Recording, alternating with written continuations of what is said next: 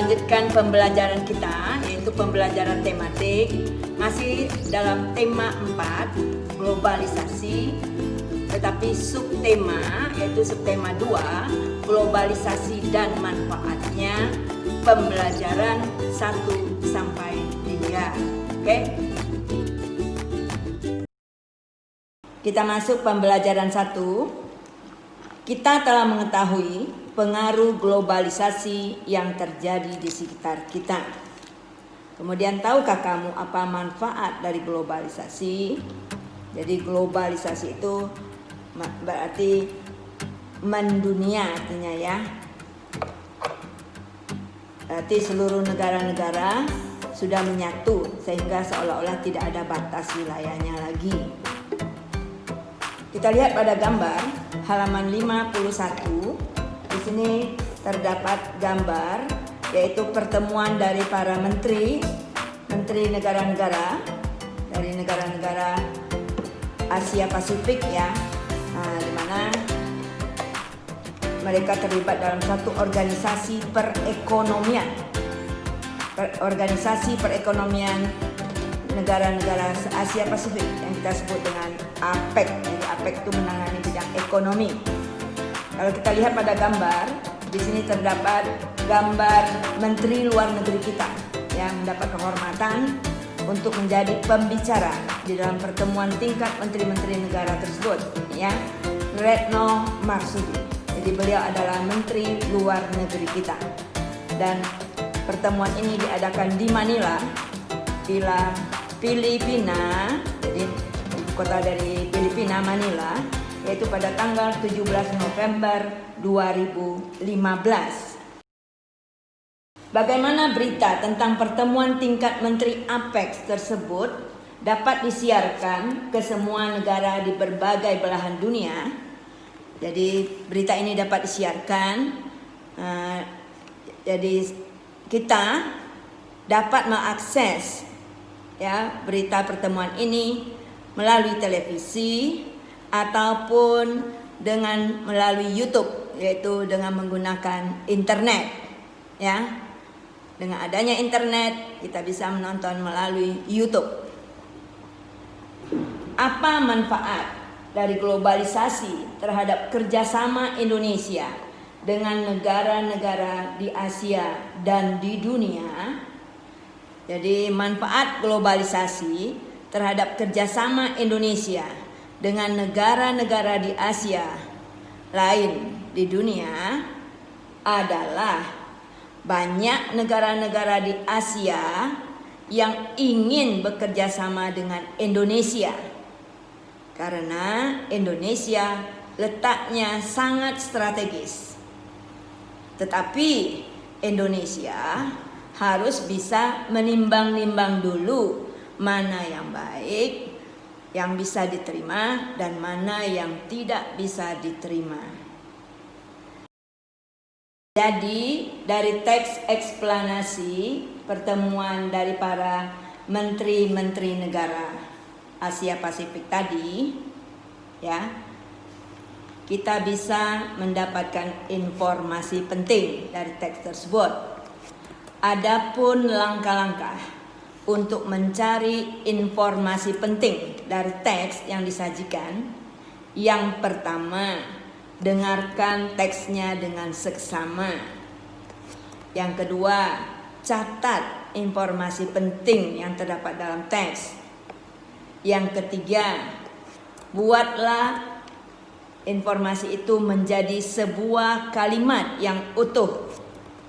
Yang keempat, buatlah kalimat tersebut menjadi paragraf baru. Jadi itu langkah-langkah mencari informasi penting.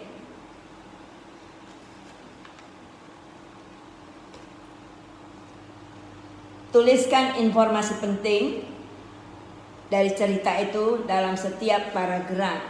Ya, di sini kita hanya diberikan sedikit saja keterangan tentang pertemuan para tingkat menteri negara ini. Jadi bisa kita jawab topik masalah di dalam teks eksplanasi ini, paragraf pertama. yaitu memuat pernyataan umum ya. Topik masalahnya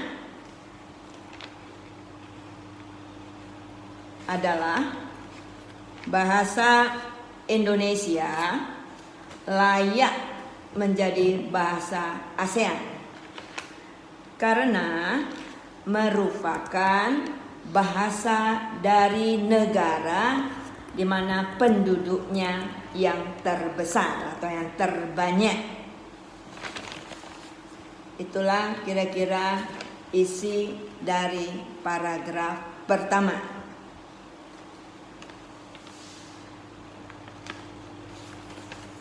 Untuk paragraf kedua, deret penjelas. Di sini ada beberapa tokoh ya yang mengemukakan pendapat. Tokoh yang pertama yaitu menurut Mahsum, bahasa Indonesia hanya memiliki 90.000 kosakata. Tetapi kita dapat menciptakan kosakata baru. Contohnya kata hati. Bisa kita jadikan kosakata baru yaitu makan hati. Kemudian apalagi rendah hati, ya. Kemudian apalagi yang memakai kata hati, ya. Makan hati, rendah hati, jantung hati, ya kan? Jadi itu kira-kira bisa kita buat kosakata baru walaupun hanya 90.000 kosakata yang ada dalam bahasa Indonesia. Sehingga bahasa Indonesia adalah bahasa yang kaya. Kemudian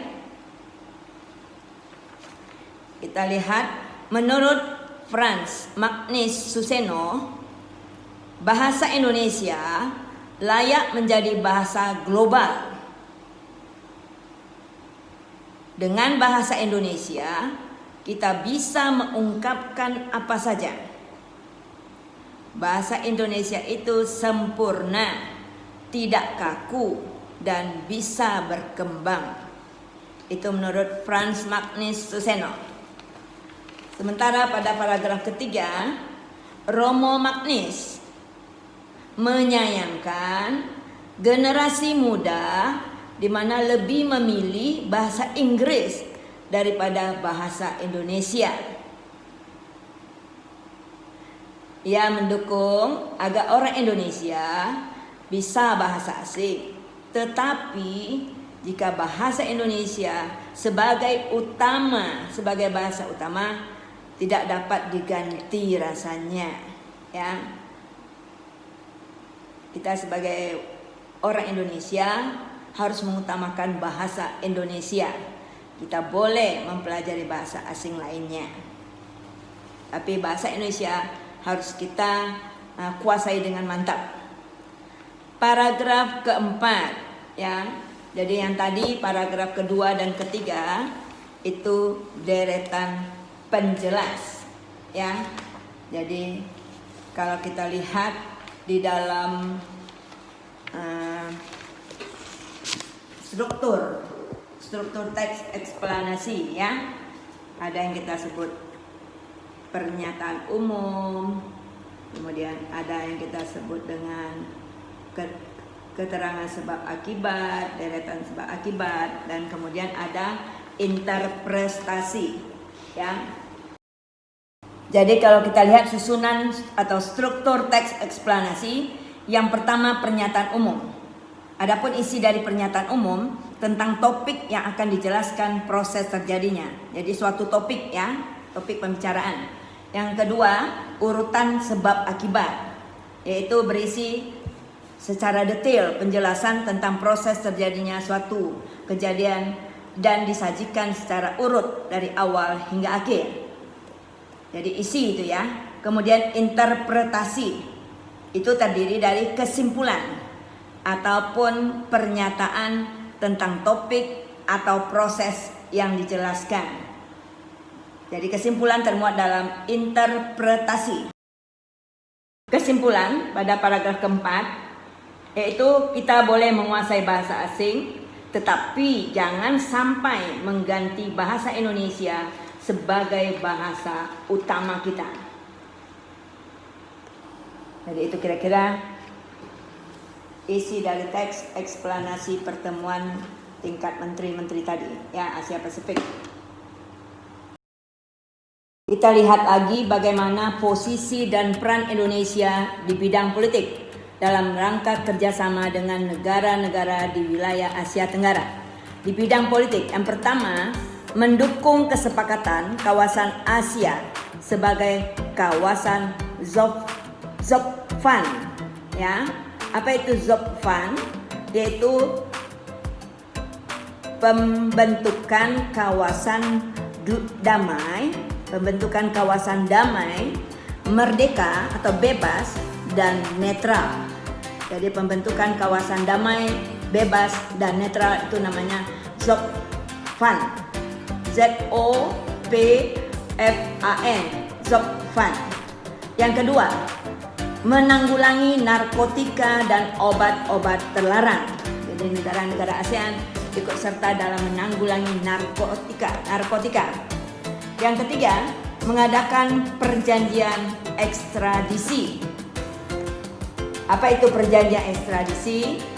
Perjanjian di mana para penjahat, ya, yang melarikan diri ke suatu negara itu akan ditangkap oleh negara yang bersangkutan dan dikembalikan ke negaranya. Ya, dikembalikan lagi ke negaranya untuk dilakukan hukuman bagi dia. Yang keempat, membantu penyelesaian konflik antara anggota-anggota ASEAN secara damai. Berikut yang kelima, mempererat persatuan dan kesatuan antar negara-negara ASEAN. Yang keenam, perjanjian kawasan bebas senjata nuklir. Ya, jadi senjata yang sangat berbahaya, nuklir. Yang ketujuh, pengiriman duta dan konsul ke negara lain, yaitu ke negara yang menjadi anggota ASEAN. Duta wakil suatu negara di negara lain, ya, dan biasanya bertempat tinggal di ibu kota. Kalau konsul menangani suatu bidang tapi berada di luar kota. Yang kedelapan, pemberantasan terorisme. Yang kesembilan, mengadakan pertemuan ADMM, yaitu kegiatan yang rutin dilakukan antar negara ASEAN. Kesepuluh, saling melindungi perdagangan manusia. Kita lihat kerjasama Indonesia dengan negara-negara di Asia Tenggara di bidang sosial budaya di masa globalisasi. Bentuk kerjasama. Yang pertama, mempererat hubungan politik melalui pertukaran duta dan konsul. Peran Indonesia di dalam hubungan kerjasama dengan negara di Asia Tenggara, yang pertama mengirim duta dan konsul. Kemudian yang kedua, menerima duta dan memberikan fasilitas kepada duta dan konsul dari negara lain. Yang kedua, menciptakan stabilitas politik, yaitu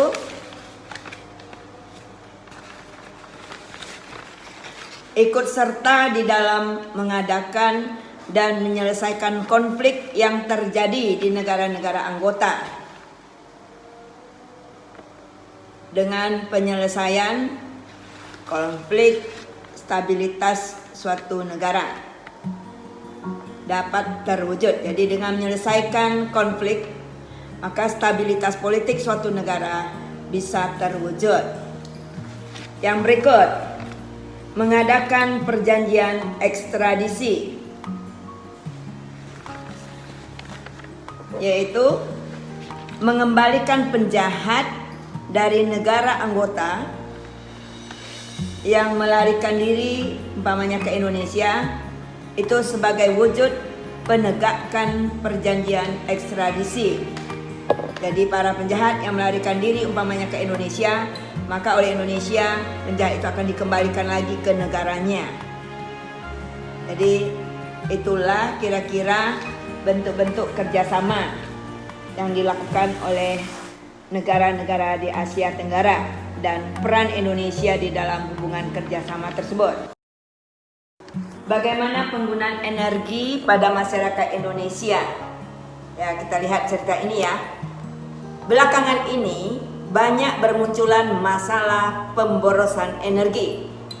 Masalah pemborosan energi secara umum sekitar 80% disebabkan oleh faktor sumber daya manusia yang kurang memahami dampak dari pemborosan energi bagi kelangsungan hidup anak cucu kita mendatang.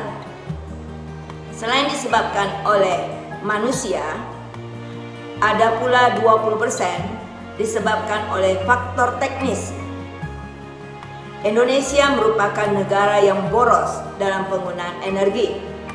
Bahkan Indonesia termasuk salah satu negara di Asia Tenggara yang tertinggi dalam pemborosan energi. Hal ini tercermin dari indeks elastisitas energi. Skor Indonesia lebih tinggi dibandingkan dengan negara-negara di Asia Tenggara, bahkan dengan negara maju. Hal ini menunjukkan perlunya masyarakat Indonesia mengonsumsi energi secara lebih efisien dan mengurangi pemborosan. Dampak dari pemborosan energi sebenarnya sudah kita rasakan. Hal ini terasa dari peningkatan suhu global.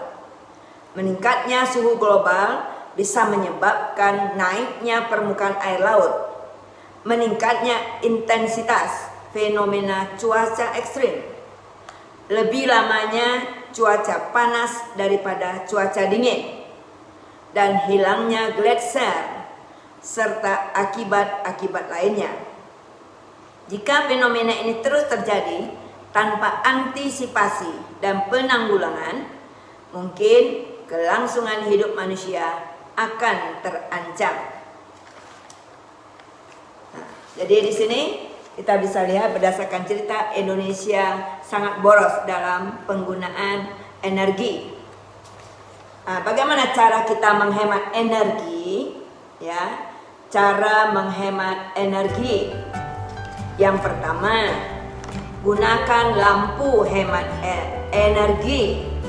Lampu LED ya. Biasanya menggunakan daya sedikit atau tenaga, ya, mengambil tenaga listrik sedikit tapi cahaya lampunya terang.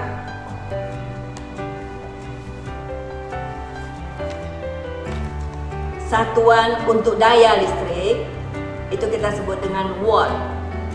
Satuan untuk arus, banyaknya arus yang mengalir, ya, itu satuannya adalah ampere, tulisannya ampere. Besarnya tegangan atau tekanan, ya, dari alat pembangkit listrik, dorongan yang ditimbulkan oleh alat PLTA umpamanya untuk mengalirkan arus listrik, itu besarnya dorongan atau tekanan, itu satuannya adalah volt. Jadi volt satuan untuk tekanan atau tegangan, ampere adalah satuan untuk arus listrik, watt adalah satuan untuk tenaga atau energi, banyaknya energi yang diperlukan, ya, oleh suatu lampu umpamanya, ya. Dia memerlukan 15 watt. Berarti memerlukan energi sebanyak 15 watt tiap detik, satuan untuk tenaga listrik per detik. Jadi yang pertama, gunakan lampu hemat energi. Yang kedua, jika kita menggunakan laptop, komputer ataupun televisi, jika tidak digunakan, segera matikan. Apalagi kalau kita tertidur, ya. Jadi jangan sampai kita tertidur sementara alat-alat ini masih hidup. Yang ketiga, mengatur suhu AC sekitar 25 derajat Celcius. Jangan di bawah dari 25 derajat Celcius, ya. Itu banyak mengambil tenaga atau energi.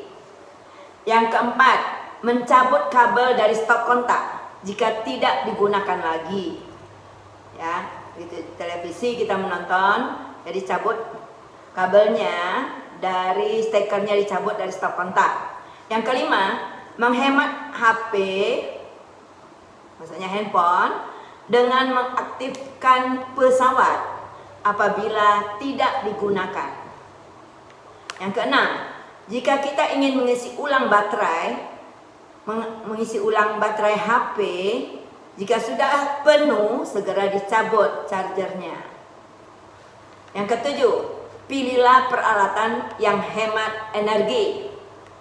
Umpamanya kita membeli kulkas, ya, pilihlah yang hemat energi, tarikan listriknya sedikit. Yang ketujuh, desain rumah dengan ventilasi yang cukup. Jadi hendaknya rumah kita diberi ruang, ya, seperti jendela, ya, tempat masuknya udara atau tempat masuknya cahaya, sehingga kita tidak perlu lagi memakai lampu, umpamanya pagi ataupun sampai siang hari, ya. Yang kedelapan, sosialisasikan kegiatan-kegiatan yang menghemat energi, misalnya dengan membuat tulisan dalam bentuk poster. Jadi mengajak masyarakat, ya, supaya bisa hemat energi. Hemat energi listrik berarti hemat biaya. Jadi itulah kira-kira cara-cara kita menghemat pemakaian energi listrik.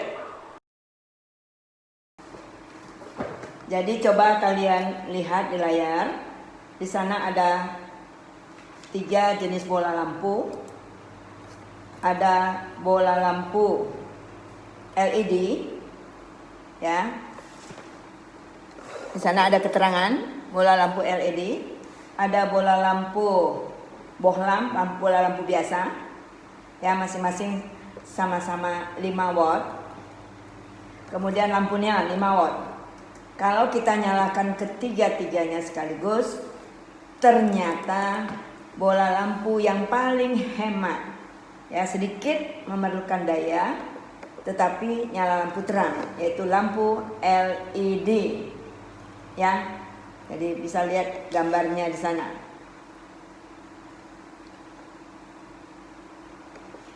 Kita lanjut pembelajaran 2. Globalisasi membawa banyak manfaat bagi masyarakat dunia. Warga dunia mempunyai banyak kesempatan untuk mengembangkan dirinya. Salah satu contohnya Mang Samad. Dia adalah seorang pengusaha yang berhasil mencapai kesuksesan. Kalian bisa lihat ceritanya pada buku Head halaman 59. Pengrajin dari Garut yang menembus dunia. Jadi silakan kalian baca. Jadi kita hanya menjawab siapakah Mang Samad. Jadi Mang Samad itu adalah penjajah sandal kulit keliling, ya. Bagaimana Mang Samad mengawali usahanya? Jadi pada awalnya dia hanya penjajah sandal kulit keliling. Bagaimana Mang Samad mengembangkan usahanya? Jadi dia mengembangkan usahanya yaitu ketika produknya laku, ia harus mencoba membuat model yang baru, mencoba warna yang baru. Kemudian ia mencari pegawai dengan mengajak orang-orang di lingkungan untuk membantu usahanya. Akhirnya usaha Mang Samad terus berkembang. Ia pun secara berkala mengeluarkan model terbaru dengan bahan terbaik dan jahitan yang kuat. Suatu ketika melalui pameran produk karya Indonesia di Jakarta, produk Mang Samad pun mampu untuk menarik beberapa importir dari luar negeri. Sekarang produk sandal Mang Samad berhasil menembus pasar mancanegara. Jadi itulah kira-kira usaha yang dilakukan oleh Mang Samad, ya, mengembangkan usahanya. Keberhasilan apa yang sudah dicapai oleh Mang Samad? Keberhasilan sudah dicapai oleh Mang Somad. Mang Somad berhasil membuat usahanya maju dan sukses, bahkan mampu menembus pasar mancanegara. Selain itu, ia juga berhasil mengharumkan nama Indonesia. Yang kelima, keterampilan apa saja yang dimiliki oleh Mang Somad?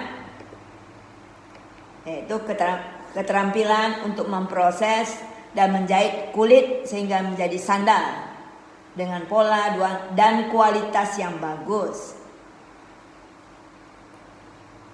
Lanjut, sikap apa yang dimiliki Mang Somad? Sikap kerja keras, terus belajar, dan selalu berinovasi, selalu berusaha untuk mencari pembaharuan. Jadi kesuksesan Mang Somad ini terwujud dari kerja keras tanpa henti. Ketika dia mendapat hambatan, halangan, hendaknya menjadi pembelajaran bagi dia. Hal yang juga penting adalah selalu melakukan inovasi, selalu melakukan pembaruan. Dengan inovasi, kita bisa mencari tahu minat dari konsumen, sehingga usaha kita terus berkembang. Jadi dengan adanya pembaruan model atau apa, maka usahanya bisa terus berkembang. Apa dampak dari keberhasilan usaha Mang Somad bagi diri Mang Somad sendiri? Dampak keberhasilan dari Mang Somad adalah ekonomi Mang Somad semakin meningkat. Ia juga merasa bermanfaat. Selain ekonominya meningkat, ia merasa dia itu orang yang bermanfaat bagi orang lain. Karena melalui usahanya ini, ia juga bisa membantu menaikkan taraf hidup masyarakat lingkungan. Jadi ia bisa membantu orang-orang yang menjadi pekerjanya, ya, sehingga hidup mereka juga bisa lebih baik. Masyarakat Indonesia mempunyai keberagaman ekonomi seperti telah kita pelajari sebelumnya, bahwa keberagaman itu dipengaruhi oleh banyak faktor. Salah satunya keterampilan dan pendidikan serta usaha keras. Setiap orang punya potensi diri yang berbeda-beda. Potensi tersebut harus kita asah supaya seseorang bisa berhasil.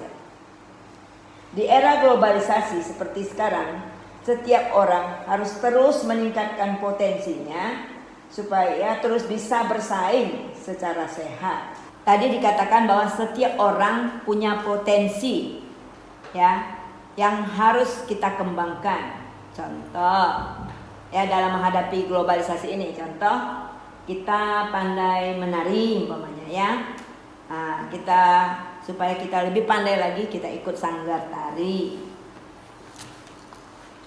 Jadi untuk mengembangkan potensi kita itu, tambahnya kita ikut dalam sanggar tari, sehingga penampilan kita pada saat menari tersebut lebih mantap.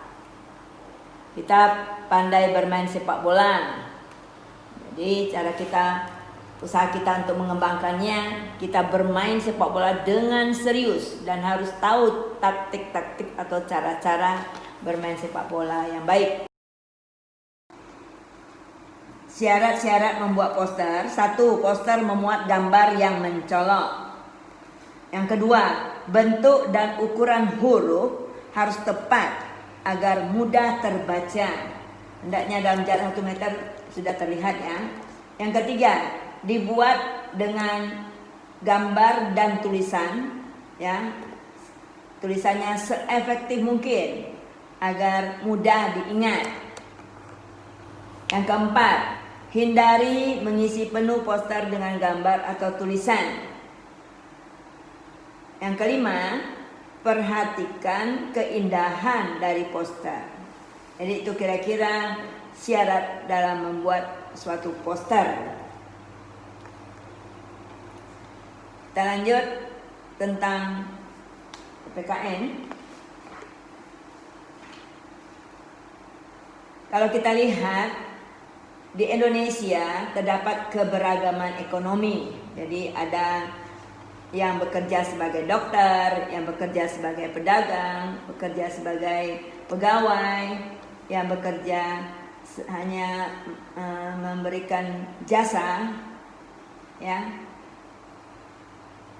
Ada juga, selain itu ada juga yang bekerja sebagai guru, ya, dan sebagainya. Jadi ekonomi di Indonesia itu berbeda-beda. Yang dimaksud dengan ekonomi di sini adalah pekerjaan orang-orang Indonesia itu berbeda-beda.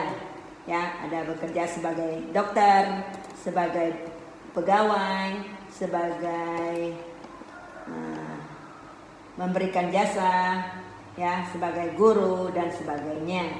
Semua itu, semua pekerjaan yang berbeda-beda itu harus kita hargai dan mau, ya, mengembangkan diri kita. Namun kita harus mengembangkan diri kita. Upaya-upaya yang dilakukan untuk menghadapi globalisasi. Apa-apa yang harus kita lakukan dalam menghadapi globalisasi? Yang pertama, cintailah produk dalam negeri. Kita hindari gaya hidup yang berlebihan. Yang kedua, menyaring budaya asing yang masuk ke negara kita. Dan semua ini harus sesuai dengan nilai atau norma dan keyakinan agama di negara kita. Yang ketiga, guna menghadapi globalisasi dan kemajemukan budaya, maka semua orang dapat menyaring budaya asing yang sesuai dengan kebudayaan lokal yang berlaku di negara kita. Yang keempat, memahami nilai-nilai kebangsaan dan Pancasila dengan baik. Dengan begitu, kita tetap menghormati budaya bangsa asing yang masuk ke negara kita. Yang kelima, meningkatkan daya potensi nasional, kualitas sumber daya manusianya. Jadi kita tingkatkan kualitas sumber daya manusia. Dengan sumber daya manusia yang berkualitas, maka kita dapat mengolah sumber daya alam yang melimpah yang terdapat di negara kita. Oleh karena itu, untuk mengembangkan, ya, sumber daya alam yang banyak di negara kita itu, kita harus berusaha untuk mengembangkan potensi diri kita agar kita bisa bersaing di zaman era globalisasi. Globalisasi dapat diartikan sebagai bentuk perubahan dan penyesuaian pada cara berpikir manusia, kebiasaan hidup sehari-hari, kemajuan teknologi, dan juga adat istiadat manusia. Perubahan kehidupan manusia semakin lama semakin cepat. Semakin besar pengaruh globalisasi saat ini, menyebabkan kemajuan di berbagai bidang, khususnya di bidang teknologi. Dengan kemajuan teknologi, energi listrik akan diubah menjadi bentuk energi lain, di mana sangat membantu pekerjaan manusia. Contoh, energi listrik diubah menjadi energi gerak, yaitu kita menggunakan mesin cuci yang sangat membantu kita dalam meringankan pekerjaan kita. Jadi pekerjaan yang awalnya sulit untuk dikerjakan sendiri sekarang sudah menjadi lebih mudah dengan adanya teknologi menggunakan energi listrik sebagai sumber tenaga. Konsumsi energi listrik baik untuk kegiatan rumah tangga ataupun industri juga semakin meningkat. Padahal pasokan energi listrik di Indonesia yang dihasilkan oleh pembangkit listrik belum mencukupi semua keperluan tersebut. Oleh sebab itu, kita harus melakukan penghematan energi, yaitu penghematan listrik. Pada halaman 72 dari buku Head, kalian disuruh membuat poster yang berisi ajakan untuk melakukan sikap hidup hemat listrik. Ya, jadi kalau membuat poster jangan hanya kata-katanya saja yang ada, hendaknya juga dilengkapi dengan gambar. Ya, kalau dalam listrik ya bisa hemat listrik, hemat biaya, tapi harus sertai dengan gambar. Ya, jadi kalian bisa cari contoh-contoh poster yang berkaitan dengan sikap hidup hemat di dalam penggunaan listrik. Ya, tadi teacher sudah contohkan syarat-syarat untuk membuat poster. Jadi kalian buat lagi ya poster yang berkaitan dengan sikap hidup hemat listrik. Demikianlah pembelajaran kita hari ini. Semoga apa yang teacher berikan bermanfaat bagi kalian dan kalian dapat memahaminya. Untuk dapat lebih memahaminya, kalian harus rajin membaca buku cetak ya. Jangan lupa tetap semangat meskipun kalian belajar di rumah. Oke?